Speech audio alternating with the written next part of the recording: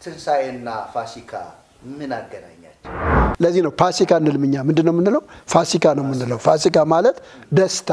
ትንሳኤ ብለን ስንናገር በሰው ልጅ ላይ ያጠለሸው ያ የጨለማ ጠለሸት ሙሉ በሙሉ በክርስቶስ የተነሳ መሆኑን ሰውና እግዚአብሔር የተገናኙበት ሰውና እግዚአብሔር የታረቁበት በክርስቶስ ትንሳኤ ጽድቃችን የተረጋገጠበት እርግጠኞች ነን ለመጽደቃችን። ለምን? ክርስቶስ ከሙታን መካከል ተለይቶ ስለተነሳ። እንግዲህ ፋሲካችን ክርስቶስ ነው። ሌላ ፋሲካ የለንም። ግን አንዱ ክርስቶስ በመታረዱ እኛ ነፃነት አግኝተናል እና ትንሳኤ ብዙ ትርጉም አለው። አንድ ጊዜ ፋሲካችን የሆነው ክርስቶስ ታርዶልን ከታላቁ ቁጣ አምልጠናል። በክርስቶስ ያመነው ሁሉ ሊመጣ ካለው ፍርድ አምልጧል። እኔ አሁን ፍርድ አይደለም የሚጠብቀኝ ህይወት ስለሆነ ማለት ነው። ህይወት ስለሆነልኝ ማለት ነው። ስለዚህ ዛሬ ደስ ብሎን ፋሲካን እናከብራለን ማለት ነው። ክብር ለጌታ ለኢየሱስ ይሁን። ዝም ብለን በባህል ፋሲካን እያሰብን ሙክትና በግ ምናምን እያሰብኩ ሳይሆን አሁን ማከብረው የታረደልኝን ፋሲካዬ የናዝሬቱ ኢየሱስን እያሰብኩ ይህንን ፋሲካ ለዘላለም እስራኤላውያን እንዲያከብሩት ምን ተብሏል? ታዘዋል። እኛ ግን እንድናከብረው አይደለም፣ ትንሳኤውን እንድናወራው እንድንመሰክረው ትንሳኤ የሆነልንን የተዘጋጀውን ምግብ ለመብላት ነው የምንሮጥ የነበረው። ነገር ግን ህይወት ሌላ ነው። ህይወት ተሸፍኖ ነበረ በሰዎች ዲስኩር፣ በሰዎች አርታኢ በሌለበት አጻጻፎች። ክርስቶስ ወርቁ ከውስጥ ተሸፍኖ በመዳብ ተሸፍኖ ነበር። ቅዱስ ኢየሱስ መቃብር ማያስ አይችለው መቃብርን ፈንቅሎ ተነስቷል። ስለዚህ የኛ ጌታ ተነስቷል። ለዚህ ነው የክርስትና እምነት በትንሳኤ ላይ የተመሰረተ ነው። በትንሳኤ ላይ የተመሰረተ ስለሆነ እምነታችን እርግጠኛ ነው። ቅድም አንስቻለሁ። ጽድቃችን እንኳን ምንድነው ከተባለ የተረጋገጠ ነው። ሞታችኋል ይላል። ከዛ ህይወታችሁም ይልና ወደ ላይ ወደ ተነሳው ይወስዳል። በእግዚአብሔር ከማን ጋር? ከክርስቶስ ጋር ተሰውሯል ይላል። ስለዚህ ተነስተናል ማለት ነው። ግን ምን ያስፈልጋል ለትንሳኤ? መሞት፣ ከዛ መቀበር ይላል። ስለዚህ ሰው ምን ማድረግ አለበት? በመጀመሪያ ደረጃ ክርስቶስን የታረደውን ከማረድ ይልቅ የታረደውን መቀበል ያስፈልጋል። እኛ እናስቀድመው። መጀመሪያ የታረደ አለ። ለምሳሌ ሰው በየቤቱ ከሚያርደው በግ ይልቅ መስቀል ላይ ለዓለም የታረደ አንድ በግ አለ። የታረደውን በጉን ኢየሱስን መጀመሪያ ይወቀው፣ ይቀበል፣ እሱ ጋር ይምጣ። የታረደለትን ይወቀው። ከዚያ ሲያርድ ደግሞ ስለታረደለት የሚያደርገው በዓል መሆኑን በደንብ መረዳት አለበት። ከጌታችን ከመድኃኒታችን ከኢየሱስ ክርስቶስ ጸጋና ሰላም ለእናንተ ይሁን። እንደምን አላችሁ ውድ ተመልካቾቻችን? እንኳን ለጌታችን ለመድኃኒታችን ለኢየሱስ ክርስቶስ የትንሣኤ በዓል መታሰቢያ አደረሳችሁ አደረሰን እያልን ዛሬ ደግሞ በአፍላገ ሕይወት ሚዲያ የሚተላለፍ በዓልን አስመልክቶ የምናስተላልፈውን መልእክት ወደ እናንተ ይዘን መጠናል። እንግዲህ እናንተም በዓል እያከበራችሁ ይህንን መልእክት እያዳመጣችሁ ሼር፣ ሰብስክራይብ፣ ላይክ በማድረግ መልእክቱን ለትውልድ እንዲዳረስ እንድታደርጉ በጌታ ፍቅር አሳስባችኋለሁ። እንግዲህ ዛሬ ትንሳኤን አስመልክቶ የምናከብረውን የትንሳኤን በዓል አስመልክቶ ከዚህ የምታዩዋቸው ያው ጌታችን መድኃኒታችን ኢየሱስ ክርስቶስ ከተነሳ በኋላ ነጭ ልብስ የለበሰ ሰው አዩ ይሉናል። እንግዲህ መጽሐፍ ቅዱሳችን እንደዚህ ነው የሚነግረን አይደል? ስለዚህ ነጫጭ የለበሱ ያው አንዳንዶቹ እንግዲህ ያው ቀላቅለነዋል ማለት ነው። ክብር ለኢየሱስ ሲሆን ይህንን በዓል ስናከብር እንግዲህ ደስ እያለን፣ ምክንያቱም ትንሳኤ ለኛ ህይወት ስለሆነ ደስ እያለን እናከብራለን። እንግዲህ ወደ ጭውውታችን ከመግባታችን በፊታችን እንግዲህ እንደምታዩት ዳቦ ቀርቦልናል።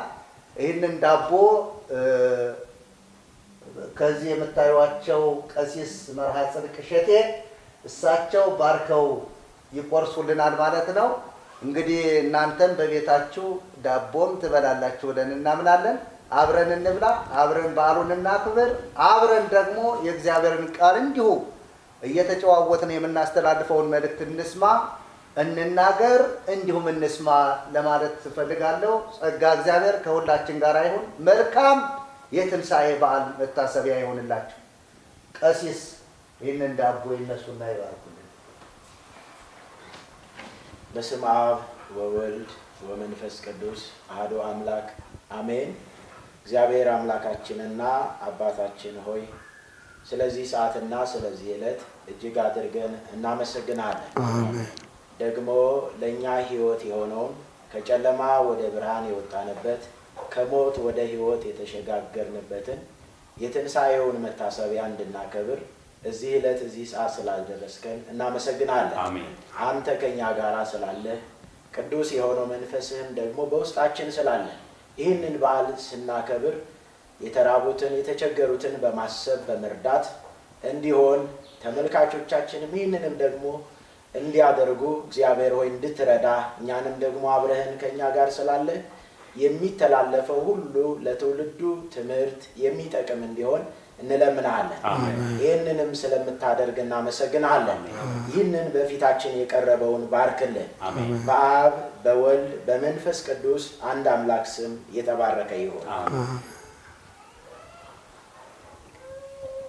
እግዚአብሔር ባርኮት። ቀሲስ እንግዲህ ዳቧችን ተባርኳል። እግዚአብሔር አምላካችን የተባረከ ይሁን። እንኳን አደረሳችሁ ወገኖቼ። እንኳን አብሮ አደረሰን። እንግዲህ ያው ትንሣኤ ሁልጊዜ ልናስበው የሚያስፈልግ ሁልጊዜ በሕይወታችን በዘመናችን ሁሉ በዚህ ምድር እስካለን ድረስ ጌታችን መድኃኒታችን ኢየሱስ ክርስቶስ ተመልሶ እስኪመጣ ድረስ የምናስበው ዋና ነገራችን ነው።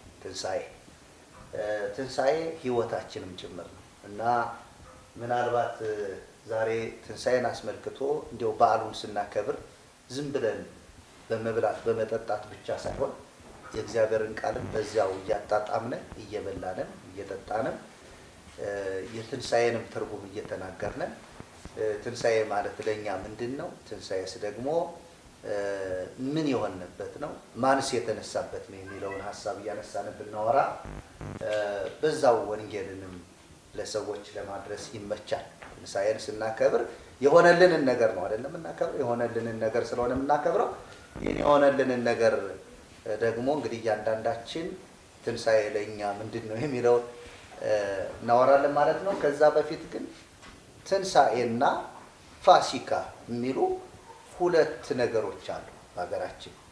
የትንሣኤን በዓል ስናከብር የፋሲካን በዓል እንላለን፣ የትንሣኤን በዓል እንላለን።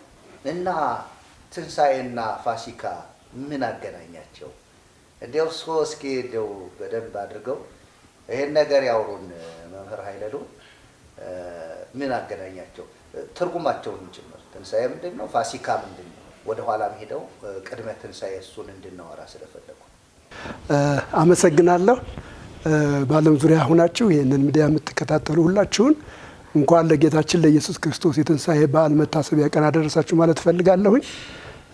እግዚአብሔር ደግሞ ይህንን ጊዜ ስለሰጠን በተለይ በዚህ ጉዳይ ላይ እንድናወራ እድል ስላገኘን እግዚአብሔር እናመሰግናለን። ከዚህ በመቀጠል ያው ወደ ተጠየቁት ጥያቄ ሄዳለሁኝ። ትንሣኤ፣ ፋሲካ እነዚህ ነገሮች ተያይዘው በእኛ ሀገር ተያይዘው ነው የሚከበሩት። በእርግጥ ለትንሣኤ መነሻው ፋሲካ ነው። ፋሲካ ወይም ፓሲካ የሚባለው በዘጸአት ምዕራፍ 12 ላይ የእስራኤል ሕዝብ በግብፅ ምድር ነበረ፣ በባርነት ውስጥ ነው የነበረው እና በዚያ ባርነት ውስጥ ሲኖር እግዚአብሔር የተለያዩ ታምራትን አድርጎ ከፈርዖን እስራኤል ለማውጣት ሰርቷል ወይም አድርጓል እና ይህንን ሁሉ ታምራት ካደረገ በኋላ ነገር ግን ፈርዖን እስራኤልን ለመልቀቅ አልፈለገም እና ይሄ ፋሲካ በዕብራይስጥ ፋሲካ ነው የሚባለው፣ በእኛ ፋሲካ ነው የሚባለው። ለምን ፋሲካ እንደተባለም በኋላ አብራራለሁኝ። እና በዚህ በፋሲካ ጊዜ እስራኤላውያን እያንዳንዱ ሰው እንደ ቤቱ መጠን ነውር የሌለበት ጠቦት እንዲያዘጋጅ ታዘዘ። በዚህ መሰረት ንጹሕ በግ፣ ነውር የሌለበት በግ እያንዳንዱ እስራኤላዊ በቤቱ እንዲያርድና ጠብሰው ስጋውን እንዲበሉ ደሙን ደግሞ በመቃናቸው ላይ እንዲቀቡ አደረገ። በዚያ ቀን እግዚአብሔር እንደዚህ ብሎ ተናግሮ ነበረ፣ በግብፅ ምድርን ያልፋለሁ እና ከገረዷ በኩር ጀምሮ እስከ ነገስታት በኩር ድረስ ያለውን እመታለሁ፣ ግን ይሄ ደም ወዳለበት ቤት ግን አልገባም ብሎ እግዚአብሔር ተናግሮ ነበረ እና እስራኤላውያን እንደተባሉት አደረጉ። ጠቦት ታረዱ፣ ለቤታቸው የሚበቃቸውን ያህል። እንደገና ደግሞ ቤታቸውን ደም ቀቡ። በዚያ ደም አማካኝነት እነርሱ ከሞተ በኩር ዳኑ ወይም ከአጥፊው ዳኑ። እግዚአብሔር ግን እንደተናገረው በግብፅ ምድር በኩርን መታ። ከዚያ ወዲያውኑ ምንድን ነው ያለው ፈርዖን? ውጡ ሂዱዋል። እና ይሄ ፋሲካ የሚባለው እስራኤላውያን የወጡበት እንዲያውም ይሄ በእስራኤል የወሩ መጀመሪያ ቀን ነው። ከዚህ ነው የሚቆጥሩት። ወራቸው ራሱ ከዚህ ነው የሚቆጥሩት። የወሩ መጀመሪያ የዓመቱ መጀመሪያ ይሁናችሁ ብሎ እግዚአብሔር ተናግሯል። ይህንን ያደርጋሉ እስራኤላውያን እና በዚህ መንገድ የተጀመረ ነው። ግን በዚህ እስራኤላውያን ከግብፅ እንደወጡ እኛ ደግሞ ክርስቲያኖች ፋሲካ እናከብራለን። ፋሲካ ማለት ደስታ ማለት ነው፣ የግዕዝ ትርጉም ማለት ነው። ያኛው ሞት አልፎ ሄደ ወይም አለፈ እንደማለት ነው። ይሄኛው ግን ፋሲካ ማለት ደስታ ማለት ነውና በዚህ መንገድ ከፋሲካ ጋር ተያይዞ ትንሣኤ ይከበራል። እንግዲህ ጌታችን ኢየሱስ ክርስቶስም ታልፎ የተሰጠበት ጊዜ ከዚህ በዓል ጋር የተያያዘ ነው። ከዚህ በዓል ጋር የተያያዘ ነው። ራሱ ፋሲካ ከዚህ በዓል ጋር የተያያዘ ነው። ጌታ ኢየሱስ ክርስቶስ ታልፎ የተሰጠበት የሞተበት ጊዜ ከዚህ ጋር ይያያዛል እና እንደምናውቀው ወንጌላትም እንደሚነግሩን በአራቱም ወንጌላት የተዘገበ ነው። ጌታ ኢየሱስ ክርስቶስ የምሴተ ሐሙስ የሚባለው ያን ቀን ፋሲካን ከደቀ መዛሙርቱ ጋር አደረገ። በዚያ ቀን ዳቦውን ቆርሶ ይህ ስለ እናንተ የሚቆረስ ሥጋዬ ነው ብሎ ሰጣቸው። እንደገና ወይኑንም አንስቶ ይህ ስለ እናንተ የሚፈሳው በአዲስ ኪዳን የሚሆነው ደሜ ይህ ነው ብሎ ሰጣቸው። ይህንን ፋሲካ ካከበሩ በኋላ ከደቀ መዛሙርቱ ጋር ይህንን ፋሲካ ካከበሩ በኋላ ጌታ ኢየሱስ ክርስቶስ በዚያው ሌሊት ተያዘ እና የሚገርመው ነገር በነጋው አርብ የመዘጋጀት ቀን ስለነበረ አይሁዶች ይህንን ፋሲካ ያደርጉ ስለነበረ ወደ ገዢው ግቢ ገብተው ስለ ኢየሱስ መጠየቅ መሞገት አልቻሉም እና ጲላጦስ ወጥቶ ነበር የሚፈርድላቸው። እነሱ ለምንድን ነው ሲባል ይህንን ፋሲካ ስለሚያከብሩ ማለት ነው። ለዚህ ፋሲካ የመዘጋጀት ቀን ስለነበረ እና በዚህ መንገድ ያው ፋሲካ ይከበራል። በተለይ በእኛ ደስታ ተብሎ ነው የሚከበረው። ለዚህ ነው ፋሲካ እንልም። እኛ ምንድን ነው የምንለው? ፋሲካ ነው የምንለው። ፋሲካ ማለት ደስታ። ደስታው ምንድን ነው ከተባለ ልክ እስራኤላውያን ከሞተ በኩር እንዳመለጡ ለዘላለም ባሪያ አድርጓቸው ከኖረው ከፈርዖን ግዛት በዚህ ቀን እንደወጡ እኛም ከሰይጣን ባርነት ነፃ የወጣንበት እንደገና ደግሞ ለዘላለም ባሪያ ካደረገን ከኃጢአት ነፃ የወጣንበት ቀን ነው። በዚህ መንገድ ነው እንግዲህ ፋሲካ ከዚህ ጋር ተያይዞ የሚከበረው። ትንሣኤ ደግሞ ያው ኢየሱስ ክርስቶስ የተነሳበት ነው። ኢየሱስ ክርስቶስ የተነሳበት ጳውሎስ በሮሜ ምዕራፍ 4 ቁጥር 25 ላይ ምን ይላል? ሞተ በእንተ ኃጣውኢነ ወተንሥአ ከመ ያጽድቀነ ይላል። ስለ ኃጢአታችን ሞተ፣ እኛን ለማጽደቅ ደግሞ ምን አለ? ተነሳ ይላል። ስለዚህ ኢየሱስ ክርስቶስ ስለኛ ኃጢአት በመስቀል ላይ ዋጋ ከፈለ፣ ስለኛ ኃጢአት ተሰቀለ፣ ስለኛ ኃጢአት ደሙን አፈሰሰ፣ ስለኛ ሞተ። ይሄ ለኃጢአታችን የተከፈለ ዋጋ ነው። ለኃጢአታችን ኢየሱስ ክርስቶስ የከፈለው ዋጋ ነው። የሚገርመው ነገር የክርስትናን እምነት ልዩ የሚያደርገው ይሄ ነው። ኢየሱስ ክርስቶስ በመስቀል ላይ ሙቶ ቢቀር ኑሮ የኃጢአታችን ዋጋ ሊከፈል ይችላል፣ ግን ጽድቃችን ገና አይረጋገጥም። ጽድቃችን የተረጋገጠው በክርስቶስ ትንሣኤ ነው። ለዚህ ነው ጳውሎስ ሲናገር ወተንሥአ ከመ ያጽድቀነ፣ ያጸድቀን ዘንድ ምን አለ? ተነሳ ይላል። ስለዚህ ኢየሱስ ክርስቶስ ሲነሳ በመስቀል ላይ የተከፈለው ያ የኃጢአት ዋጋ ሕያው ሆነ፣ የእኛም ጽድቅ ተረጋገጠ ማለት ነው እና በዚህ መንገድ የሚከበር ነው ማለት ይቻላል። ታንኪዩ፣ አመሰግናለሁ። በጣም ጥሩ ማብራሪያ ነው። እንዲያው የሚገርመው ከብሉይ ኪዳን ተነስተው ከዘጸአት ምዕራፍ 12 ተነስተው አዲስ ኪዳን ሙሉውን የገለጡት ማለት እንችላለን። ለምንድን ነው? ብዙ ጊዜ ብዙ ስላወራን፣ ብዙ ስለሰበክን፣ ብዙ የእግዚአብሔርን ቃል ስላወራን ይመስላል አይደለም። በጣም ሰው እውነትን የሚያውቅ ዋናውን ሀሳብ መርጌታ ኃይለልዑል በደንብ አድርገው ነው ያስጨበጡን። ብሉይ ኪዳን የነበረውን የፋሲካ የሚባለውን ያንን ትርጉም፣ በአዲስ ኪዳን ደግሞ ፋሲካ ተብሎ በመጽሐፍ ቅዱስ ላይ ያው እንግዲህ የኛ መጽሐፍ ቅዱስ ይሄ አማርኛችን ፋሲካ ይለዋል። ፋሲካ ያለው ከግዕዙ ተተርጉሞ ስለመጣ ነው እና ፋሲካ ደስታ ነው፣ ከዛ ማለት ነው። እንግዲህ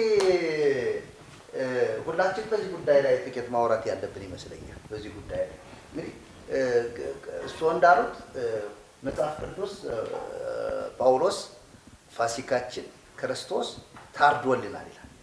የክርስቶስን መታረድ እዛ ብሉይ ኪዳን ያ ደም ታይቶ ሞት እንደሚያልፈው መቅሰፍት እንደሚያልፈው የኛም ደግሞ ሞት ያለፈን ሕይወት ያገኘንበት ፋሲካችን ክርስቶስ ከመታረዱ የተነሳ እና እንደው መርጌታ መላክ በዚህ ላይ እሱስ ምን ይላል? እንግዲህ ያው ፋሲካ እና ትንሣኤ ለእሱ ምንድን ነው? እስኪ እሱ ደግሞ በዚህ ጉዳይ ላይ እግዚአብሔር አምላክ የተባረከ ይሁን።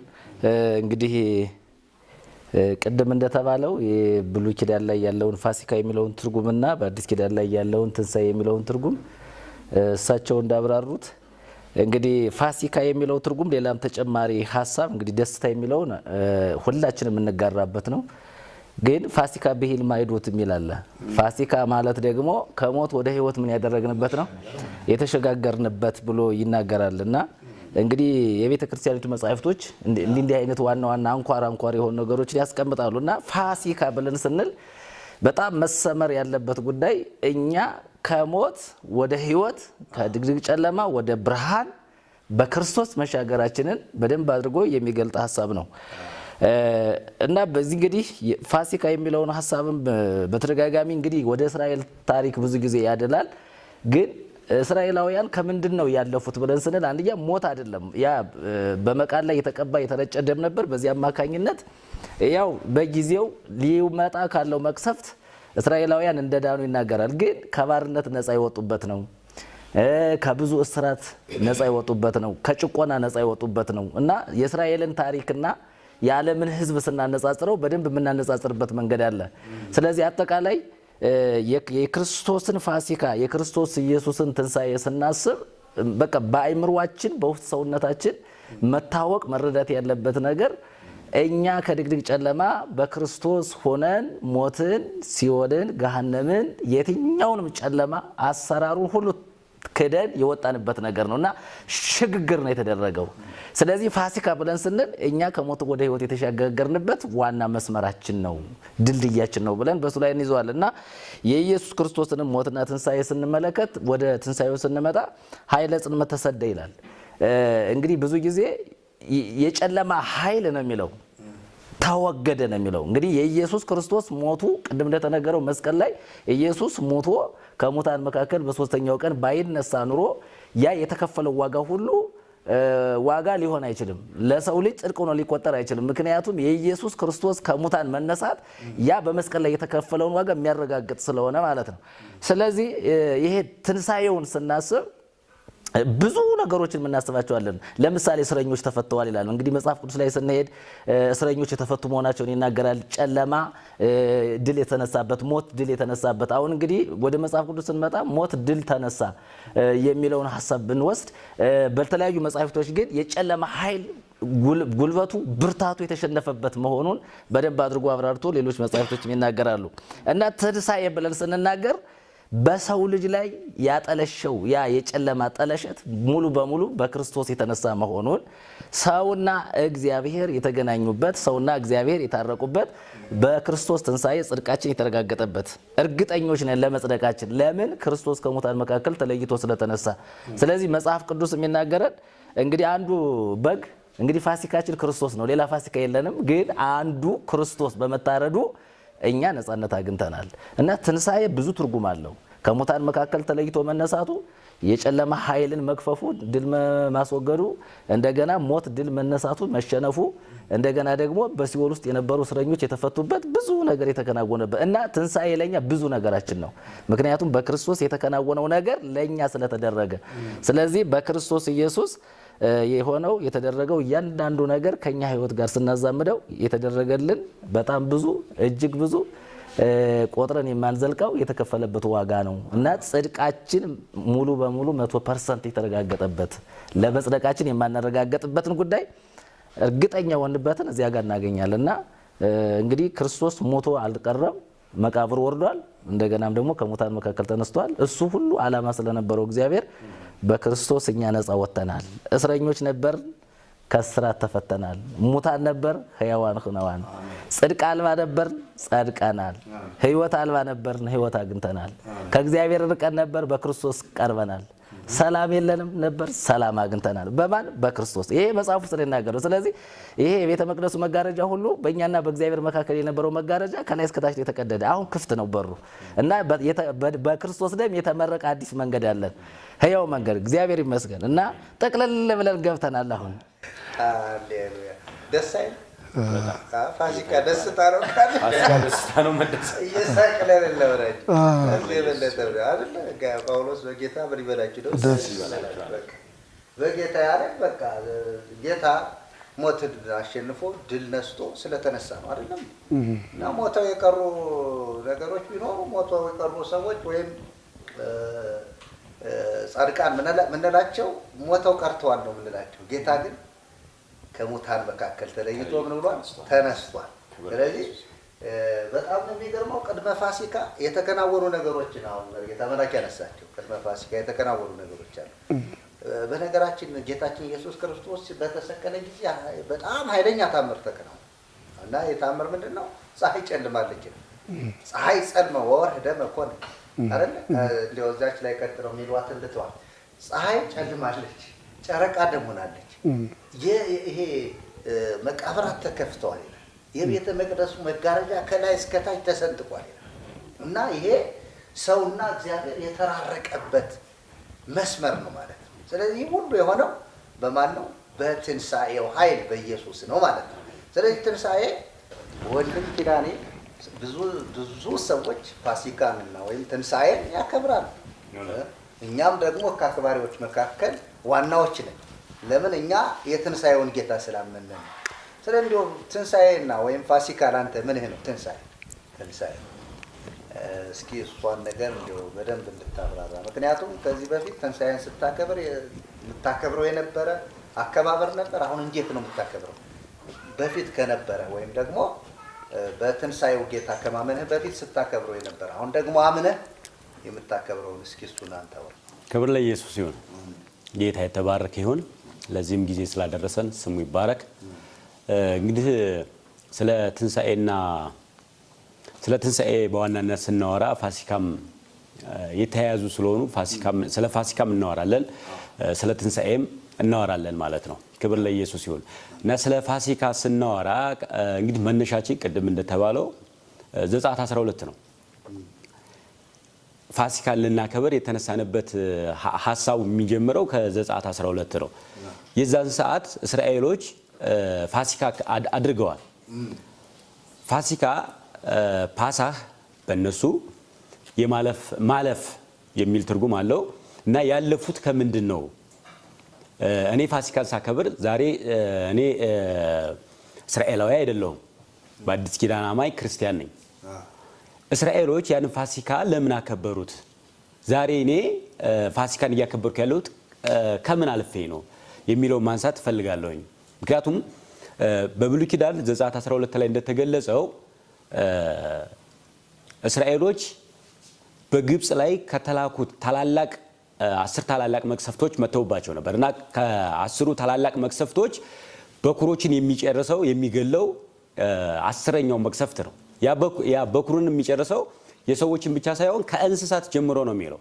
ከእንስሳት ጀምሮ እስከ ሰዎች ድረስ በኩሩን የሚጨርስ አደገኛ የእግዚአብሔር ቁጣ የተገለጠበት ዕለት ነበረ እና ከዛ ከእግዚአብሔር ቁጣ ያልፉ ዘንድ ለእስራኤሎች የተደረገው ምንድን ነው?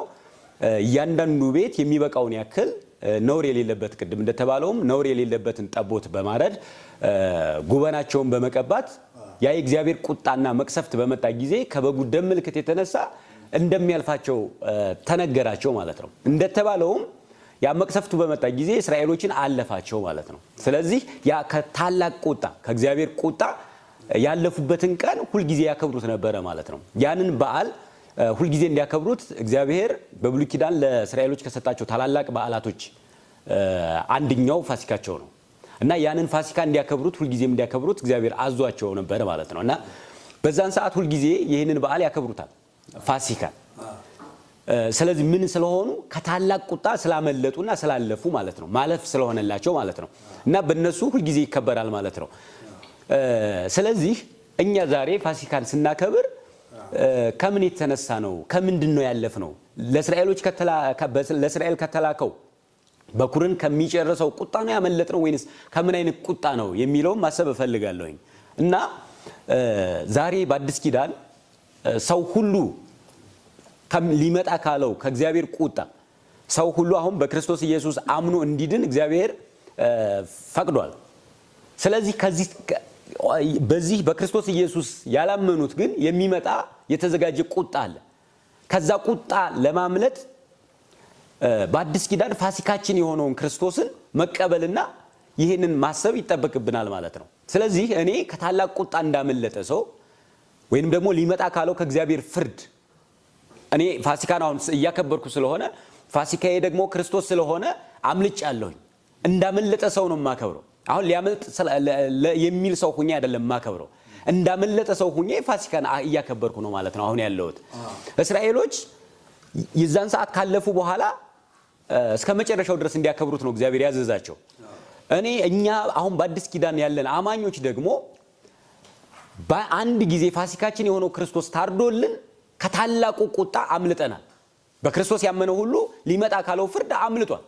እኔ አሁን ፍርድ አይደለም የሚጠብቀኝ ሕይወት ስለሆነ ማለት ነው፣ ሕይወት ስለሆነልኝ ማለት ነው። ስለዚህ ከታላቁ ቁጣ እንዳመለጠ ሰው ፋሲካችን የሆነውን ክርስቶስ ሁልጊዜ ማሰብ ስለነበረብን ዛሬ ደስ ብሎን ፋሲካን እናከብራለን ማለት ነው። ክብር ለጌታ ለኢየሱስ ይሁን። ምናልባት እስካሁን እኔ ባከበርኳቸው ፋሲካን ከልጅነት ጀምሬ ያከብራለሁ፣ ግን ምናልባት በዚህ መረዳት ላይሆን ይችላል። ከምን አይነት ቁጣ ነው ያመለጥኩት?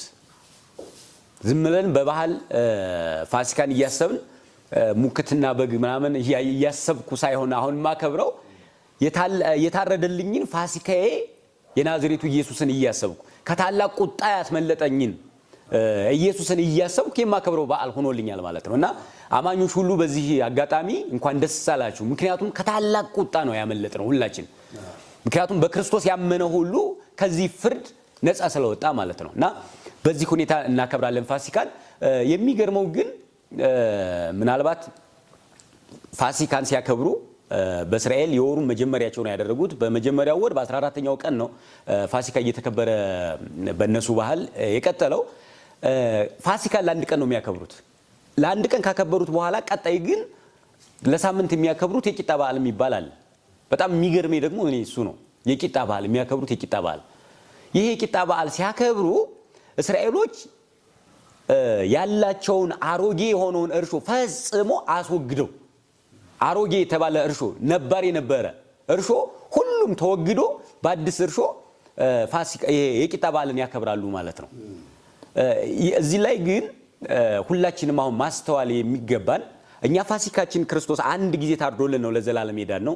ቀጣይ ግን ለሳምንት ሳይሆን ሁልጊዜ በዘመናችን ልናከብረው የሚገባ የቂጣ በዓል ምሳሌ የሆነ በቅድስ የቂጣ በዓል አሮጌ እርሾ አስወግዳችሁ ነው የሚለው። አሮጌው እርሾ ምንድን ነው ስንል የክፋትና የተንኮል ምሳሌ ነው።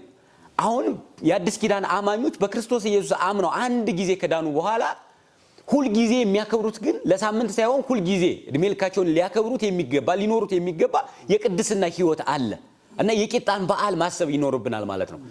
ዛሬኛ የቂጣን በዓል በቅድስና ነው ማሳለፍ ያለብን። ክፋትን ተንኮልን ከሕይወታችን አስወግደን አሮጌው እርሾ ፈጽሞ ከኛ ሕይወት ላይ ተወግዶ በአዲሱ እርሾ እንድንኖር ያስፈልገናል ማለት ነው። ስለዚህ እኛ የቂጣ በዓላችን የምናከብረው በቅድስና በመኖር ነው ብዬ አምናለሁኝ። ክብር ለጌታ ለኢየሱስ ይሁን። እንግዲህ ምንድነው ወንድማችን ኪዳኔ ያው የብሉይ ኪዳኑን አሁንም በተደጋጋሚ የሚነሳው ብሉይ ኪዳን ላይ የነበረው የፋሲካ በዓል አከባበር እንዲሁም አሁን በተጨማሪ የቂጣ በዓል አከባበር ቂጣው ሲዘጋጅ አለርሾ የሆነ አሮጌ ነገር ሳይኖረው ባድ አዲስ ናት እና አዲስ ናት። አሁን ለምሳሌ የምንበላው ዳቦ የሆነ እንትን ሊጨመርበት ይችላል፣ ግን እነሱ ምንም እንትን ሳያደርጉባት ንጹሐን ዳቦ እርሾ እንዲበሉ ነው። ቂጣ ያልቦካ ቂጣ እንጀራ የቂጣ በዓል ነው አይደል? ያልቦካ ቂጣ እና አሁን የቂጣው ጉዳይ አይደለም የእኛ የምናከብረው ቂጣውን መሰረት አድርገናል። ዋናችን ታርዶልናል፣ ኢየሱስ ታርዶልናል፣ ፋሲካችን ክርስቶስ ታርዶልናልና ይላል ጳውሎስ። እና በጣም እኔ ደስ የሚለኝ አሁን ማከብረውና በፊት ሳከብረው የነበር ይለይልኝ። በፊት ሁለት ነገሮች በጣም ደስ ያደርጉኛል። አንደኛ ማህሌት ላይ ማሳልፈው ዝልያ ማህሌት ላይ ያለው ይሄ ትንሣኤን ማህሌት አስመልክቶ በጣም በዛ ላይ የምናደርገው በጣም ደስ ይለናል። እኔ ይመስለኛል እንደው እውነቴን ነው የምላችሁ ከፊት ለፊት የማየው በጋር ይታረድ ሰፈር ለሰፈር እየሄድን ይሄ እንኳን አደረሳችሁ እያልን በቃ በየቤቱ የሚደረገው ይሄ ሴሬሞኒ በጣም ነው ደስ የሚል። በእውነቱ ደስ ይላል። ጥሩ እኮ ነው። እርስ በርስ መጠያየቅ፣ አብሮ መብላት፣ አብሮ እንደዚህ እንኳን አደረሳችሁ መባባል ጥሩ ነው። ግን የሚገባን የነበረው እሱ ነው እና እነዚህ ነገሮች በጣም ወሳኝ ነገሮች ናቸው የነበሩ ለእኛ ማለት ነው። ቅድመ ጌታን ሳናገኝ ማለት ነው። ጌታችን መድኃኒታችን ኢየሱስ ክርስቶስ ትንሣኤና ሕይወት እሱ ብቻ፣ የእኛም ደግሞ እሱ ከመነሳቱ የተነሳ እኛም መነሳታችንን ሳናውቅ ማለት ያው ነገሩ ስለሚታወቅ። ስለዚህ አሁን ግን የምናከብረው እንደሱ አይደለም። አሁን የምናከብረው ዋናችን እህሉ አይደለም። ዋናችን ዝም ብለን ቅኔ ማህሌት ላይ ደስ ብሎን የምንወጣበት በጸናጽል ተፈንክተን ወይም ፈንክተን የምንወጣበት ጉዳይ አይደለም። አሁን የምናከብረው እውነቴን ነው የምልህ እንፈረካከታለን። ጸናጽል ሰበርክ ምናምን አልክ ከሚያሳርፈው ጥሰህ ሄድክ ለምን አላሳረፍክም? በጌታ ያላረፈ ጸናጽል አሳረፍ የቀጠልንበት ዘመን አብቅቶ አሁን ግን በጌታ አረፍ ስላለን ደስ ብሎን የምናከብረው ጌታችን ኢየሱስ ክርስቶስ ትንሣኤና ሕይወት ስለሆነ ነው። እና ቄሴ ደግሞ ለዚህ ዋናኛም ዳቦ ያስቆረስናቸው እሳቸው እና ዋና ስለነበሩ ያው እንደ የትንሣኤ እኮ እንትንም አይባልም እኮ ወደ እንትን እሺ አትባሉም መሰለኝ የዛኔ ኖር ነው ወደ እንትን ይባላል። እና ትንሣኤ ጥሩ አይደለም ለቄሱ በተለይ ቅዳሴ ምንም ተለምነው ነው የሚገቡ። ምክንያቱም እንዘጋጃለን አይደል እኮ ሶሎት እንግዲህ የሚያወሩኝ እንግዲህ እንዴት ነው ሲያከብሩት የነበረ ትንሣኤ ጌታን ወይም ደግሞ ቀደም እንዳልኩት ጌታን ከመቀበሉ በፊት መጽሐፍ ነው ከመቀበሉ በፊት በጌታ በኢየሱስ ክርስቶስ ብቻ ከማመኑ በፊት እና አሁን እንዴት ነው ትንሣኤ የሚያከብሩት? ደግሞ ትንሣኤ ደርሶ ምንድን ነው የሚለውን ሰው ደግሞ እስኪ እንዲያው ያጫውቱን በደንብ አድርገው። ክብር ለአምላካችን ለእግዚአብሔር ይሁን። ሁላችሁም እዚህ ያላችሁ ወንድሞቼ እንዲሁም ተመልካቾቻችን እንኳን ለብርሃነ ትንሣኤው በሰላም አደረሳችሁ። በቅድሚያ እላለሁ እኛ የምናከብረው ትንሣኤን ነው። ዕለቱም የትንሣኤ ዕለት ስለሆነ የምናሰምርበትም ስለ ትንሣኤ ነው። እንግዲህ ቀደም ወንድሞች እንደገለጹት ፋሲካ ማለት ማለፍ፣ መዳን፣ ቤዛ ማግኘት እንደሆነ በስፋት ተነግሯል። ነገር ግን ለመጨመር ያክል የፋሲካ በዓል ስያሜ በመጽሐፍ ቅዱስ ውስጥ ፋሲካ የሚለው 72 ጊዜ ተጠቅሷል። 72 ጊዜ ፋሲካ የሚል ተጠቅሷል። እንግዲህ ፋሲካን እናንተም እንደገለጻችሁት ፋሲካ በእስራኤላውያን ወይ በአይሁድ በእግዚአብሔር ትእዛዝ የተዘጋጀ ወይም እግዚአብሔር ያዘጋጀው ነፃ የመውጣት መፍትሄ ነው። እስራኤላውያን ካሉበት ከዛ ባርነት ከዛ ግዛት ነፃ የሚወጡበት እግዚአብሔር ራሱ ያዘጋጀው ነው። ቀደም ወንድሜ ኪዳኔ እንደተናገረው 10 ተአምራት ተደርጓል። ያንን አይቶ ፈርዖን ሊለቃቸው ስላልቻለ ፋሲካ መዘጋጀት ነበረበት። እንግዲህ እነሱ ደግሞ ፋሲካን አዘጋጅተው ነው ከዛ ነፃ የሚወጡት። ፋሲካን በልተው ፋሲካን ያደረጉት ከወጡ በኋላ ሳይሆን ሳይወጡ ነው። ፋሲካን ያከበሩት ለመውጣት ነው። እኛ ደግሞ አሁን የምናከብረው ትንሣኤ ነው። ትንሣኤንና ፋሲካን እንግዲህ ለይተን ስናየው ትንሣኤ ራሱን የቻለ በጣም የሚደንቅ ከኛ አይምሮ በላይ የሆነ ነገር ነው። ወደፊት እንመጣበታለን። ነገር ግን በግሪክ ፓሳክ፣ በዕብራይስጥ ፓሳህ፣ በእንግሊዘኛ ፓስ ኦቨር ተብሎ ይነገራል።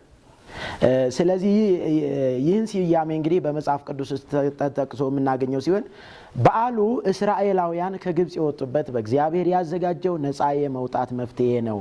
ከሞት መልአክ ታልፈው ከሞት መልአክ በግብፅ የሞት መልአክ አልፎ ነበረ። በበጉ ደም መረጨት ከግብፅ ባርነት ነፃ የወጡበት ነው። ይሄ እስራኤልን የሚመለከት ነው። ለእስራኤል ከግብፅ ባርነት የሚወጡበት እስራኤልን የሚመለከት ነው። ከዚህ የተነሳ የበዓሉ ስያሜ ፋሲካ ማለፍ መሻገር እንደሆነ ቅድም በስፋት ገልጣችሁታል። ነገር ግን ወደ ትንሣኤው ሐሳብ ስንመጣ ደግሞ ትንሣኤና ሕይወት እኔ ነኝ ብሎ በዮሐንስ ወንጌል ምዕራፍ 5 ቁጥር 25 ላይ ጌታችን መድኃኒታችን ኢየሱስ ክርስቶስ ተናግሯል። ትንሣኤና ሕይወት እኔ ነኝ። ትንሣኤ እንግዲህ የምናከብረው መብል መጠጥ ነው ብዬ አላስብም። አሁን ጌታ ኢየሱስ ክርስቶስ እንደ ግል አዳኝ አድርጌ ከተቀበልኩ በኋላ ኢየሱስ ክርስቶስ ስለ ሰው ልጆች ኃጢአት ከጨለማ ወደ ብርሃን ከሞት ወደ ሕይወት የመሸጋገሪያው እግዚአብሔር ያዘጋጀው እግዚአብሔር የገለጠው የእግዚአብሔር ልጅ የሆነው ኢየሱስ ክርስቶስ የሰራው የፈጸመው ትንሣኤ የተለየ ነው። ምክንያቱም እሱ ራሱ ከመሞቱ በፊት ለደቀ መዛሙርቱ እንደተናገረ ትንሣኤና ሕይወት እኔ ነኝ፣ የሚያምንብኝ ቢሞት እንኳን ምን ይሆናል? ሕያው ይሆናል። እንግዲህ ሞት ገዳቢ ነው። ሞት ሁሉን ፍጥረት የሚገድብ ነው። ሰውንም ፍጥረትንም ሁሉንም ምን የሚያደርግ ነው? የሚገድብ ነው። ይሄንን ገደብ የሻረ ሕይወትን ያነገሰ ገዳቢውን ደግሞ የደመሰሰ ነው። ክብር ለስሙ ይሁን። ገዳቢውን ምን ያለ? የደመሰሰ። ሞትን ደግሞ ድል ነስቶ ሕይወትን ያነገሰ እና ትንሣኤ ይለያል። ስለዚህ ትንሣኤን ስናከብር አሁን ቅድም እንደበላ ነው እንደጠጣ ነው እንደ በፊቱ ደግሞ እየጠጣን እንደው ሞቅ እያለንም አይደለም። ሞቅ ሲለንም እንደው ተነስተን እንደው ይሄ ማህሌት ገንቦ እንደምንለው እንደዛ አይደለም። አሁን ይለያል።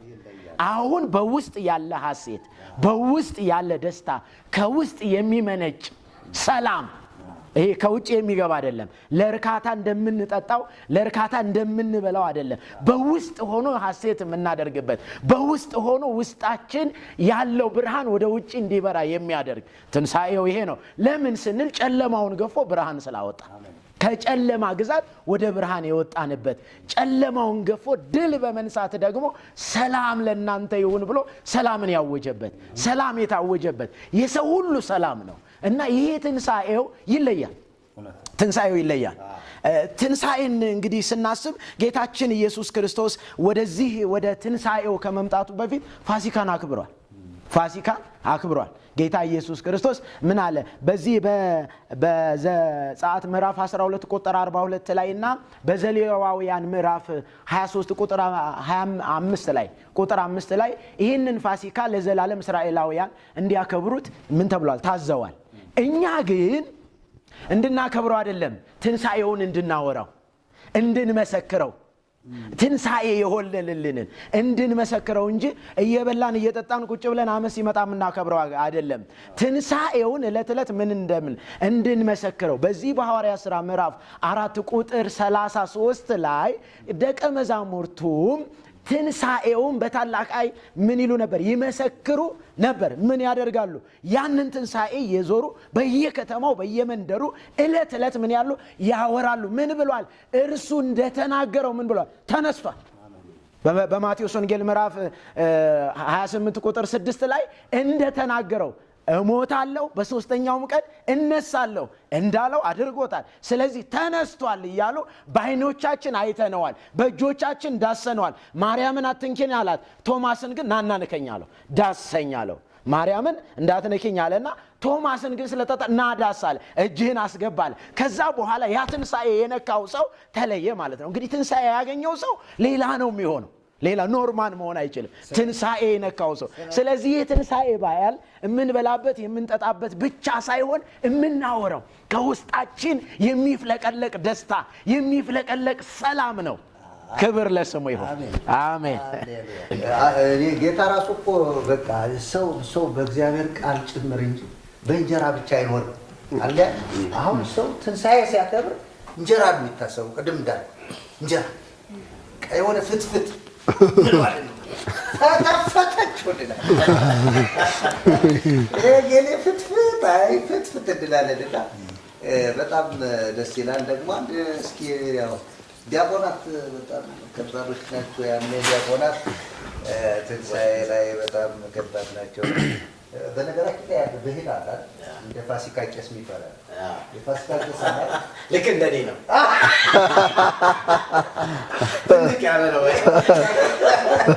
የፋሲካ ሙባይል ወጥቶ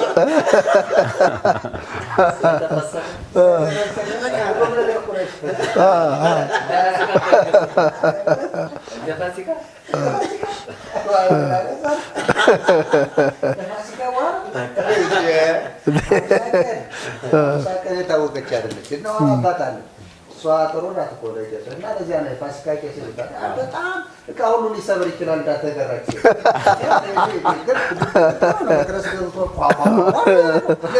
ፋሲካ ለቄስ ከባድ ነው እና ቅዳሴ ግባ አትበለው ቄስን ይዛል አይቀድስም ለምሻይ ተለምኖ ነው የሚገባ አይ እንዲሁ ዛሬ ገሌ ቤት እኮ እንትን አለ ይላል ወድ እንዳይያ እሺ ውስጡን ለቄስ እንደው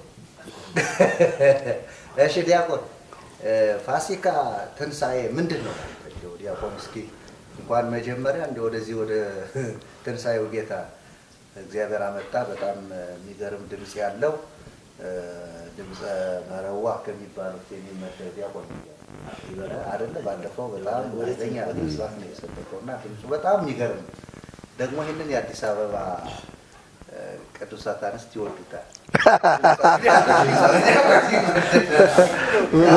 መልከኛና ድምፃዊ ዲያቆን በቃ መልከኛ ቄስና ድምፃዊ ዲያቆን አዲስ አበባ ከገባ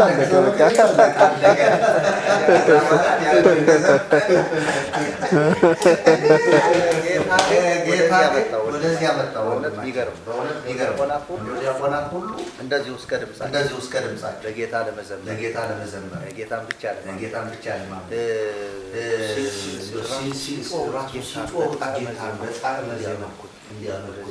ወደዚህ እንዲመጡ ሁልጊዜ ጸሎታችን ነው። እንግዲህ አንተም የዛው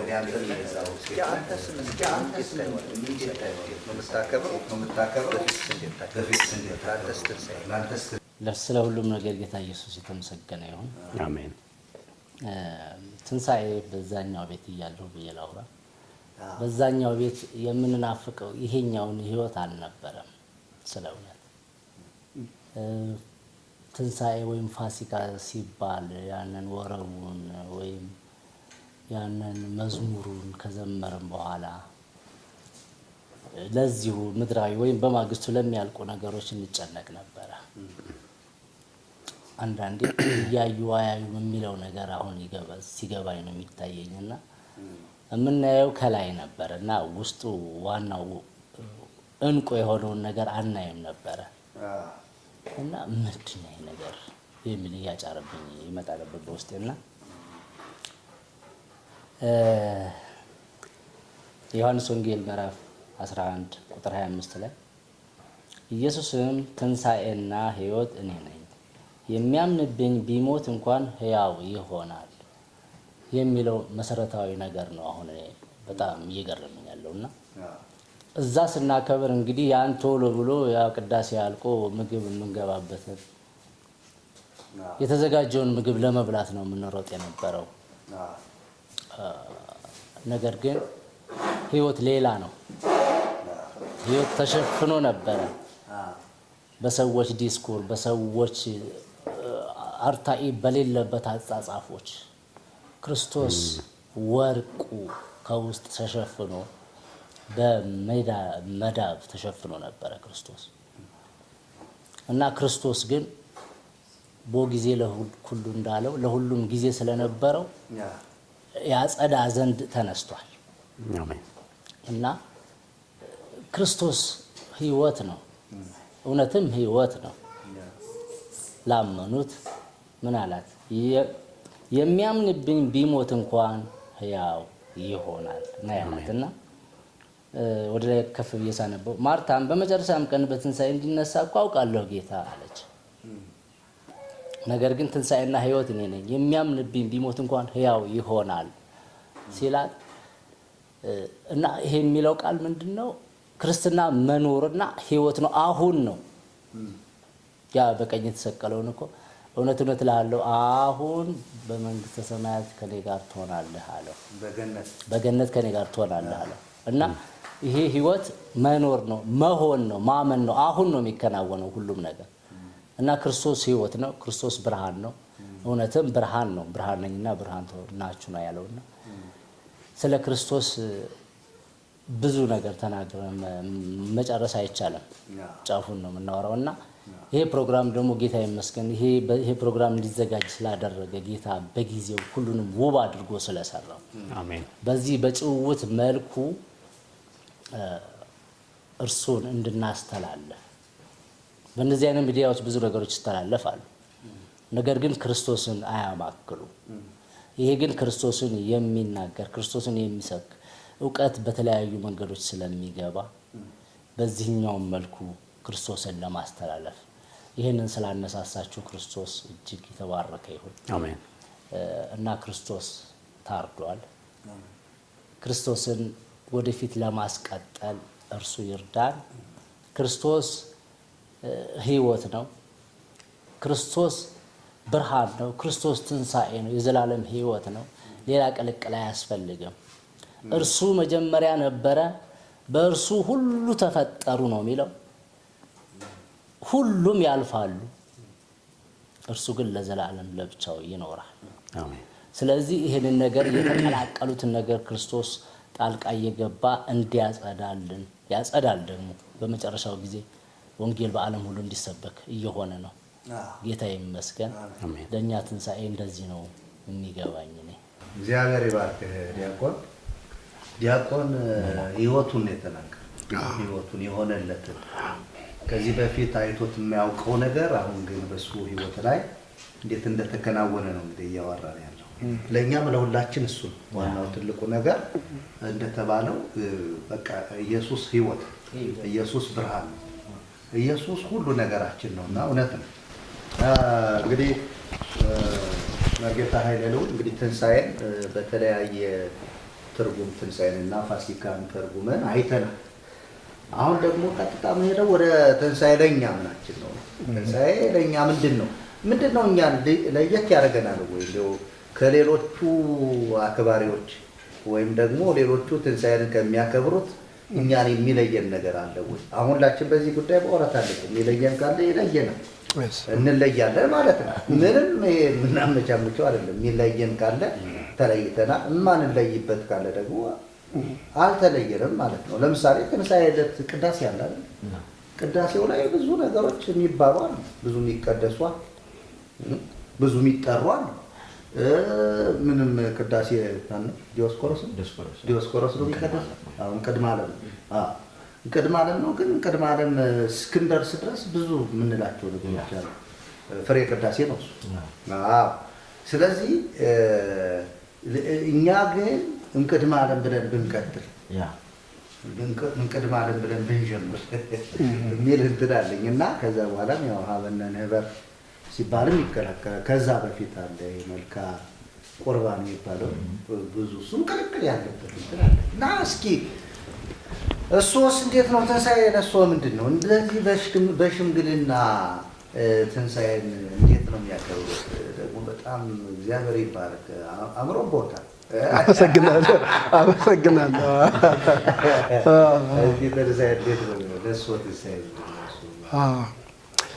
ዳዊት ምን አለ መሰለህ? ሽምግልናን በዘይት ያለመልማል ይላል። ስለዚህ ያው ገና ያለመልማል። ምክንያቱም ያመንኩት አምላክ የሚያለመልም ነው። ክብር ለእግዚአብሔር ይሁን። እንግዲህ ስለ ትንሣኤ በደንብ እናወራለን። እንዲያው ከቤተ ክርስቲያን አንዳንድ ነገር ልበል። ቅዳሴ ስላነሳህ ክርስቶስ ተንሥአ እሙታን በአብይ ኃይል ወሥልጣን አግዓዞ ለአዳም አሰሮ ለሰይጣን ሰላም እምይእዜሰ ኮነ ፍስሐ ወሰላም ይባላል። ምንድን ነው ይሄ? በተለይ ትንሣኤው ሲታወጅ እኮ ልል ነው። ትንሣኤው ሲታወጅ ይሄ ነገር ይባላል። ቤተ ክርስቲያን ያው እንደምናውቀው ከትንሣኤ በፊት የነበሩት ጊዜያት ሰሙነ ሕማማት ይባላሉ። በዚያ ጊዜ ሐዘንተኛ ሆነው ነው የሚቆዩት እና ክርስቶስ ተንሥአ እሙታን፣ ክርስቶስ ከሙታን መካከል ተነሳ በአብይ ኃይሎ ስልጣን፣ በታላቅ ኃይልና ስልጣን አሰሮ ለሰይጣን፣ ሰይጣንን አሰረው፣ አጋዞ ለአዳም፣ አዳምን ነፃ ወጣው። ከዛሬ ጀምሮ ከሆነ ፍስሐ ወሰላም፣ ከዛሬ ጀምሮ ሰላምና ደስታ ሆነ ይላል። ሰላምና ደስታ ይሄ ይታወጃል በቤተ ክርስቲያን። በነገራችን ላይ ይሄ ከታወጀ በኋላ እኔ የማይስማማኝ ተመልሶ ወደ ብሉይ ኪዳን መምጣቱ ነው። ተመልሶ እንደገና ያንን እንትን ወደ ማለት መምጣቱ ነው እንጂ በጣም ትልቅ ነገር ነው። መጽሐፉም እንደዚያ ነው የሚለው። ከክርስቶስ ከተነሳ በኋላ ሰላምና ደስታ ነው የሆነው። ምን ይላል ሉቃስ ምዕራፍ 24 ላይ ቁጥር 5 አካባቢ ሄዳችሁ ስታነቡ እነዚያ ሴቶች አዝነው ተክዘው አንገታቸውን ደፍተው ነበር ሄዱት እና መልአክ ተገለጠና ምን አላቸው?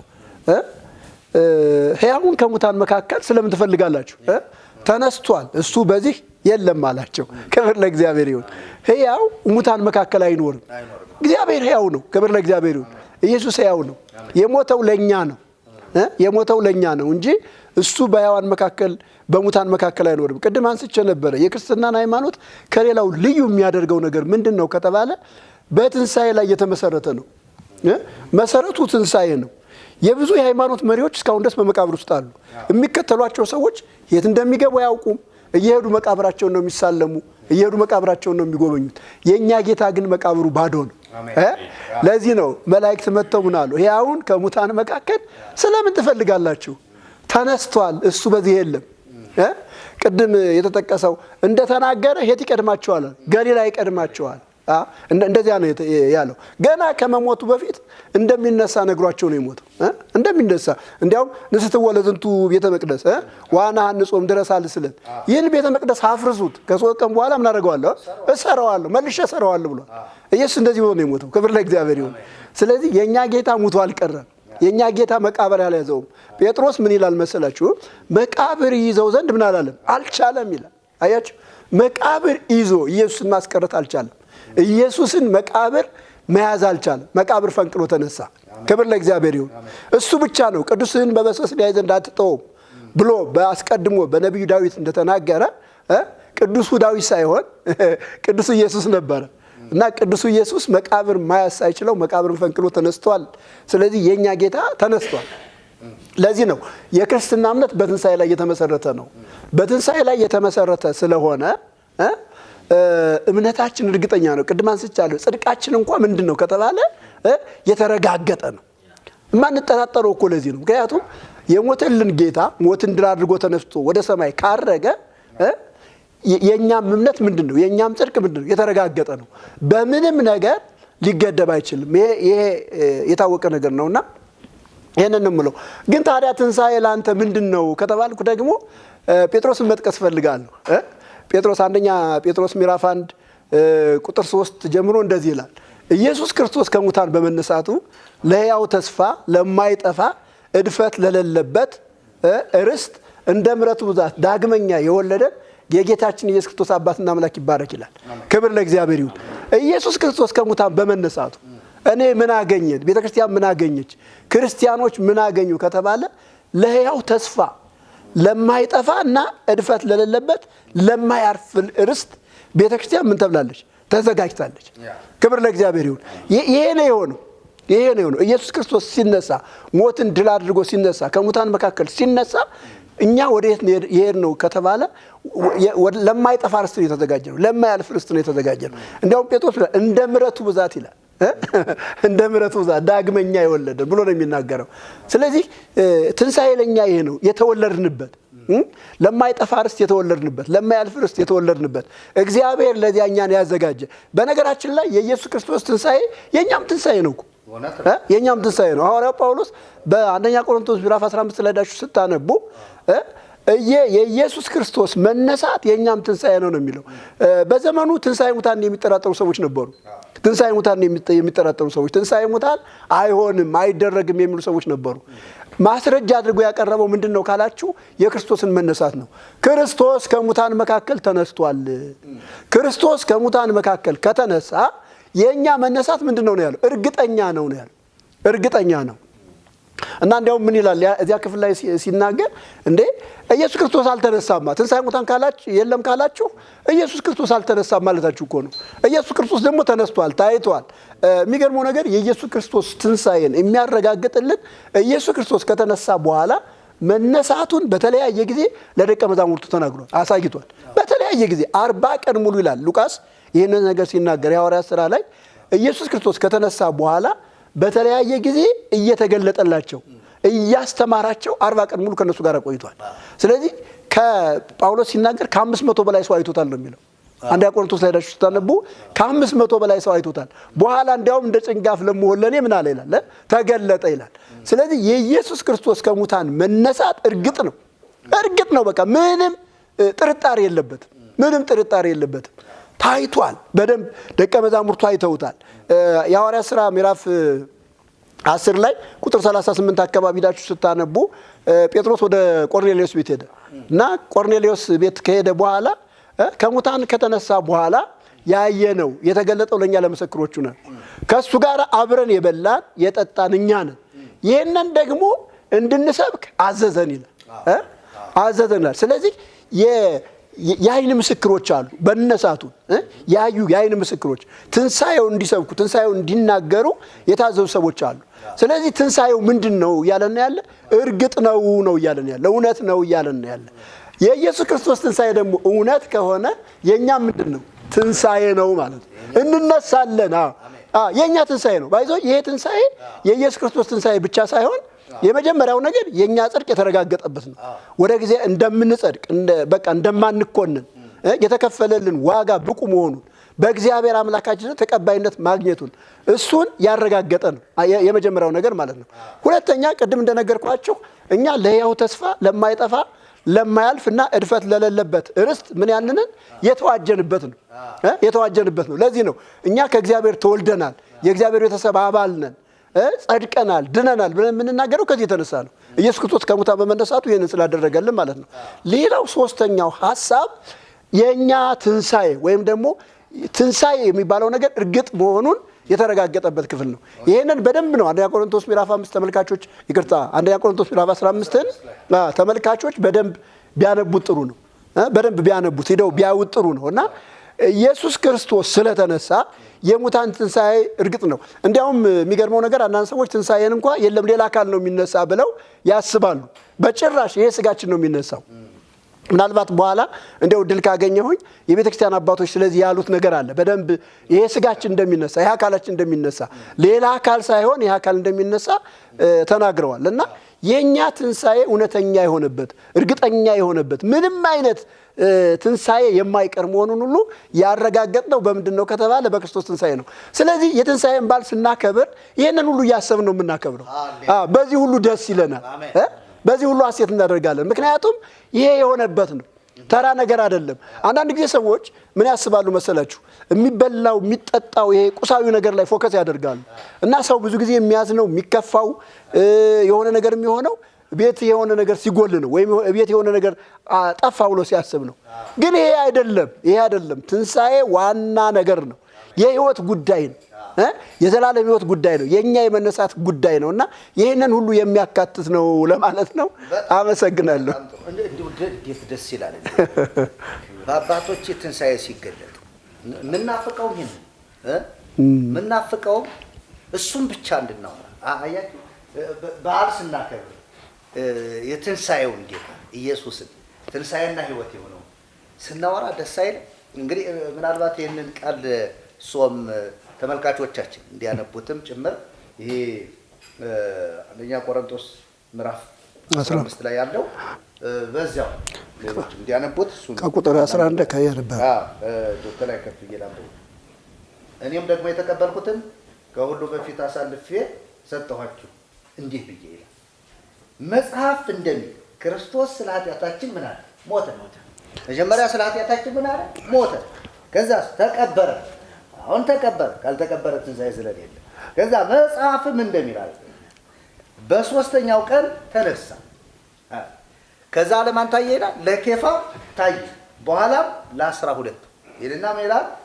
ቅድም ያሉ ከ500 ለሚበዙ ወንድሞች በአንድ ጊዜ ከእነርሱም የሚበዙ እስከ አሁን አሉ። አንዳንዶች ግን አንቀላፉ። ከዚያም በኋላ ለያዕቆብ ኋላም ለሐዋርያት ሁሉ ታየ እያለ ይቀጥል።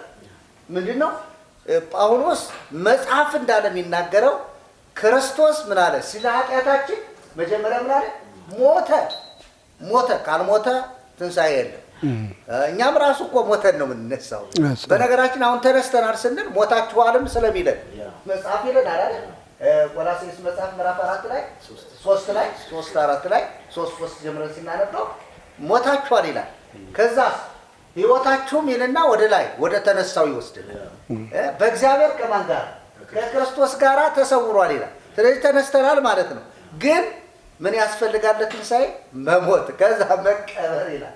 ክብር ለእግዚአብሔር ይሁን። ስለዚህ ሞቶ ተቀበረ። ከዛ በኋላ መጽሐፍ እንዳለ በሶስተኛው ቀን ከሙታን ተለይቶ ተነሳ ይላል።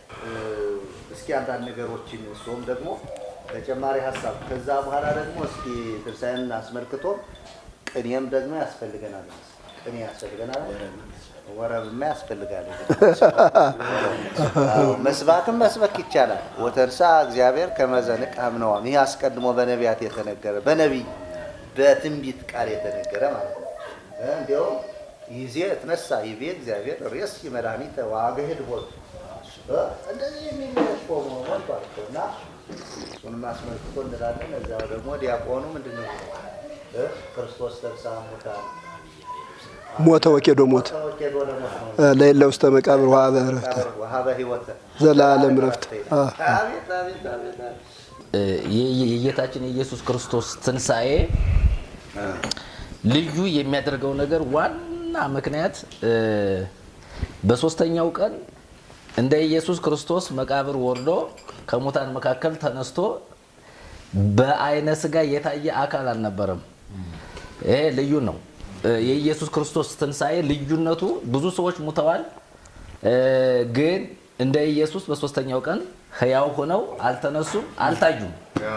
ከሞተ ሞተ አበቃ እና ብዙ ትንሣኤ ነበረ። ከኢየሱስ ክርስቶስ ሞትና ትንሣኤ በፊት ብዙዎች ትንሣኤ ሙታን እንደነበረ እንደገናም እንደተነሱ እንግዲህ መጽሐፍ ቅዱስ ላይ ስናነብ የምናገኘው ነገር ታሪክ አለ እና የኢየሱስ ክርስቶስ ሞት በጣም ትልቅ ኢሹ እንደገና ደግሞ ትልቅ ታሪክ የተመዘገበበት ነው። ታሪካችን ነው የኢየሱስ ክርስቶስ ትንሣኤ፣ የኢየሱስ ክርስቶስ ሞት፣ የኢየሱስ ክርስቶስ ከሙታን መካከል በሶስተኛው ቀን ተለይቶ መነሳቱ። ይቺ 3 ቀን የሚለው ራሱ ታሪካችን ነው። ራሱ ለምንድን ነው ከተባለ ኢየሱስ መከራን ሲቀበል፣ ኢየሱስ መስቀል ላይ ሲገረፍ፣ ኢየሱስ መስቀል ላይ እያንዳንዱን ነገር ሲፈጽም እኛን ወክሎ ነው የፈጸመው። እንደገናም ደግሞ ከሞት በኋላ ደግሞ እንደገና ወደ መቃብር ሲወርድም ይዞ ነው የወረደው ኢየሱስ። ስለዚህ የኢየሱስ ክርስቶስ ሞትና ትንሣኤ ለኛ ትክክለኛ ታሪካችን ነው፣ ማንነታችን ነው ይሄ። ስለዚህ የኢየሱስ ክርስቶስን ሞትና ትንሣኤ ስናስብ ወደ ራሳችን ሕይወት ስናዛምደው ስናመጣው አንደኛ በጣም በሰውና በእግዚአብሔር መካከል የነበረው የጥል ግድግዳ ፈርሶ ሰውና እግዚአብሔር የተገናኘበት ቀዳሚ ስራ ነው ይሄ። እንደገናም ደግሞ በስጋው በኩል ወይም ደግሞ በክርስቶስ ኢየሱስ ደም በተመረቀው በአዲስ መንገድ ሕያው በሆነው በዚያ መንገድ ወደ ሰማያዊቷ ጽዮን የገባንበት ታላቅ ታሪካችን ነው። ስለዚህ በሰውና በእግዚአብሔር መካከል የነበረው የጥል ግድግዳ፣ በሰውና በእግዚአብሔር መካከል የነበረው አለመግባባት፣ በሰውና በእግዚአብሔር መካከል የነበረው ያ የቆመ የዘመናት እንቆቅልሽና ታሪክ የሰው ታሪክ ተወግዶ የክርስቶስ ታሪክ የተተካበት ነው እና አዲስ ምዕራፍ ነው ዞን የገባው ጌታችን መድኃኒታችን ኢየሱስ ክርስቶስ እና ይሄ ወደ ህይወታችን ስናዛምደው እኛ በክርስቶስ ኢየሱስ ከማመናችን በፊት የነበረንን ህይወት ማስታወስ በጣም አስፈላጊ ነው። ለምንድን ነው የምናስታውሰው?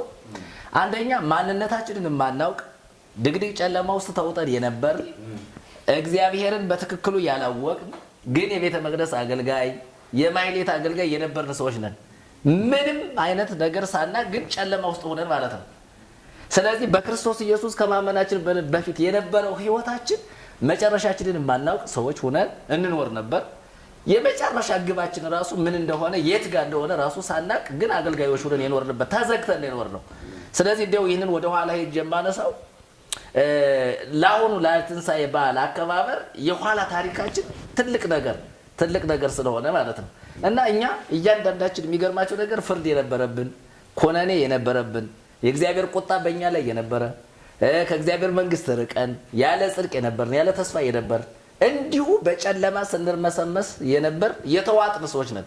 በነገራችን ስራዎቻችን ሁሉ የህይወታችን ታሪክ ስንመለከተው እግዚአብሔርን የማይወክል ክርስቶስን የማይወክል ሆኖ ነው የምናገኘው። ነገር ግን ወደ ክርስቶስ ኢየሱስ ስንመጣ ግን እኛና እግዚአብሔር በክርስቶስ ኢየሱስ በልጁ ምን ሆነናል ማለት ነው? ወደ እግዚአብሔር ቀርበናል። ስለዚህ እኛ አሁን ምን ሆነናል? ደስተኞች ሆነናል። በእውነት ለመናገር በክርስቶስ ኢየሱስ ሆነን ያገኘነው ደስታ፣ በክርስቶስ ኢየሱስ ሆነን ያገኘነው ሰላም፣ በክርስቶስ ኢየሱስ ሆነን ያገኘነው መረጋጋት፣ መጽናናት፣ በክርስቶስ ኢየሱስ ሆነን ያገኘነው ተስፋ ቀላል የሚባል ነገር አይደለም። ስለዚህ የትንሣኤን በዓል ሰዎች ሁሉ ሲያከብሩት እኛ ቀድሞ በልተን ጠጥተን ነው ትንሣኤን አከበርን ምን ነው አይደል? መርጌቶች እንግዲህ እናንተም ስላላችሁ ትልቁ ነገር የትንሣኤ ዕለት በቃ መታረዱ ነው። የትንሣኤ ዕለት መበላቱ መጠጣቱ ነው አይደል? የትንሣኤ ዕለት ድግስ መጠራት ነው። እየዞሩ መብላት መጠጣት ነው። እንግዲህ በዓሉ የሚከበረው በዚያ ሂደት ስለነበረ ማለት ነው። ያንን ነው እኛ ትንሣኤ ብለን ይኖር ነው። አያችሁ፣ መብላት መጠጣት ትንሣኤ ነው። መብላት መጠጣት ድግስ እየዞሩ በቃ ያለ እረፍት 24 ሰዓት ያለ እንግዲህ ይሄ ማለት እንግዲህ ምንድነው? ቅድም ሲነሳ ነበር 50 ይሄ 40 ቀን በሙሉ ይሄ አብይ ጾም ስጾም 50 ቀን እሱ አለ። እንደገና ደግሞ ከዚህ ከትንሣኤ በኋላ መደዳውን ምን ይደረጋል? የሚበላበት ነው። የመብላት ጊዜ ነው ይሄ። የመብላት ዓመታቸው ነው ማለት የመብላት ዓመት ነው። እና የመብላት ዓመት ተብሎ ቢሰየም ራሱ ለምንድን ነው? በክርስቶስ ኢየሱስ ከመሆናችን በፊት ያሳለፍነው የትንሣኤ በዓል የኪሳራ በዓል ነው። ምንም ክርስቶስን ያላከበርንበት ከሆድ ጋር የተያያዘ ከመብል ጋር የተያያዘ ከጥሪ ጋር የተያያዘ ከተስካር ጋር የተያያዘ ይኸው ያው እንግዲህ ግብረ ሰላሙ አለ አይደለ? እሱ ጋር የተያያዘ እሱን መብላት መጠጣት ትክክል የትንሣኤ በዓል እንዳከበርን ተደርጎ ነው የሚቆጠር የነበረው። ግን አይደለም። ሳይገባን ምንም ሳንረዳው ኢየሱስ ሙቶ ኢየሱስ መከራ ተቀብሎ ኢየሱስ መቃብር ውስጥ ወርዶ ከሙታን መካከል በሶስተኛው ቀን ተነስቶ ምንም ይሄ የሞተበት ምስጢር የሞተበት ዓላማ ሳይገባን ግን ስንበላ ስንጠጣ የኖርን ሰዎች ነን። የሚገርመው ግን በክርስቶስ ኢየሱስ ሆነን ስናከብር ግን ልዩ የሚያደርገው ያ ትንሣኤ በመጣ ቁጥር በየዓመቱ እኛ ለመብል ለመጠጥ ዝግጁ አለመሆናችንን ማሳያ ትልቅ መንገድ ነው። ለምንድን ነው ከተባለ ያ የተከፈለው ዋጋ ለኔ ስለሆነ ደስ እያለኝ በጣም እግዚአብሔርን እያመሰገንኩ ኢየሱስ ባይነሳ ኑሮ የኔ ጽድቅ እርግጠኛ አይደለም። ዛሬ በኮንፊደንስ በአደባባይ ኢየሱስ አድኖኛል፣ ጽድቄ እርግጠኛ ነኝ፣ በመዳን እርግጠኛ ነኝ፣ ጽድቄውን ነው ብለን እያንዳንዳችን ሁላችን እንድንናገር ድፍረት ያገኘንበት የኢየሱስ ክርስቶስ ትንሣኤ ስለሆነ፣ ስለዚህ በክርስቶስ ኢየሱስ ትንሣኤ ያመነ ሰው ለመዳኑ ለመጽደቁ የዘላለም ሕይወት ለማግኘቱ ምንም አይነት ጥርጣሬ በልቡ ውስጥ አያድርም። ቅድም ሲነገር እንደነበረው በክርስቶስ ያገኘነው ደስታ ሰላም አይደለም። አሁን ይህንን የትንሣኤን በዓል ስናከብር በየቤታችንም በተለያየ ቦታ በተለያየ ስፍራ ሆነን ከሕይወታችን ጋር ማዛመድ የግድ ይላል። ለምሳሌ የሚደረገው ነገር ሁሉ ማንን ነው የሚያከብረው? በመብል በመጠጥ አይደለም እግዚአብሔርን የምናከብረው። እግዚአብሔርን መውደዳችንን እግዚአብሔርን ማክበራችንን እግዚአብሔርን መፍራታችንን የምንገልጥበት መብል መጠጥ አይደለም። የሚገርመው እግዚአብሔርን መፍራታችን የሚገለጠው መገለጫው ኢየሱስን አምኖ መቀበልና የኢየሱስ ክርስቶስን ትንሣኤ ቅዱሳት አንስት አይተው እንደመሰከሩት ቅዱሳት አንስት አይተው ነው የመሰከሩት። ሐዋርያት የትንሣኤው ምስክሮች ናቸው። እነ ጴጥሮስ ኢየሱስ ከመነሳቱ በፊት ስብከት ላይ አልሄዱም። የሚገርመው ነገር ትንሣኤውን ካዩ በኋላ ትንሣኤውን ካረጋገጡ በኋላ ሕያው መሆኑን ከተረዱ በኋላ ሞትን እንደረገጠ ሞትን እንዳሸነፈ ሞት በክርስቶስ ኢየሱስ ሞት እንደተሸነፈ እንደተዋጠ ከተረዱ በኋላ ሐዋርያት ለኢየሱስ ክርስቶስ ትንሣኤ ምስክርነት ሰጡ። ቅዱሳት አንስትም ያዩት ኢየሱስ እንደሞተ እንደተቀበረ ብቻ ሳይሆን ሕያው ሆኖ ደግሞ አይተውታል። እንግዲህ ሕያው ምስክርነት የሚሰጠው ያየ ሰው ነው። የማንን ትንሣኤ? የኢየሱስን ትንሣኤ፣ የኢየሱስ ክርስቶስን መነሳት፣ የኢየሱስ ክርስቶስን ባቡር ሆኖ መምጣቱን መገለጡን መነሳቱን የሚያውቅ የሚረዳ ሰው በደንብ ምስክርነት ይሰጣል። እና በእውነት የኢትዮጵያ ሕዝብ ኦርቶዶክሳውያን ወገኖቻችን የኢየሱስ ክርስቶስን ትንሣኤ ሲያከብሩ ይህንን ታላቅ ታሪክ ሲያስታውሱ ማድረግ ያለባቸው ዕዳ የተከፈለላቸው መሆናቸውን በክርስቶስ ከእግዚአብሔር ጋር የታረቁ መሆናቸውን እርግጠኞች መሆን አለባቸው። ለማረጋገጫ መውሰድ አለባቸው ይሄንን እና ይህንን ኢየሱስን እንግዲህ መስቀል ላይ አይሁድ ተዘባብተውበታል። እንግዲህ ኢየሱስ ብዙ ዋጋ ከፍሏል። መቼም በአንድ ቀን የምንጨርሰው የምንተርከው ታሪክ አይደለም። ጌታችን ኢየሱስ ክርስቶስ መስቀል ላይ የተቀበለው መከራ፣ የተቀበለው ግፍ፣ በክርስቶስ ላይ የሆነውን ነገር ተርከን የማንጨርሰው ግን አንድ ነገር ግን ገብቶናል። ለነፍሳችን እረፍት አግኝተናል። ለልባችን ሰላም አግኝተናል።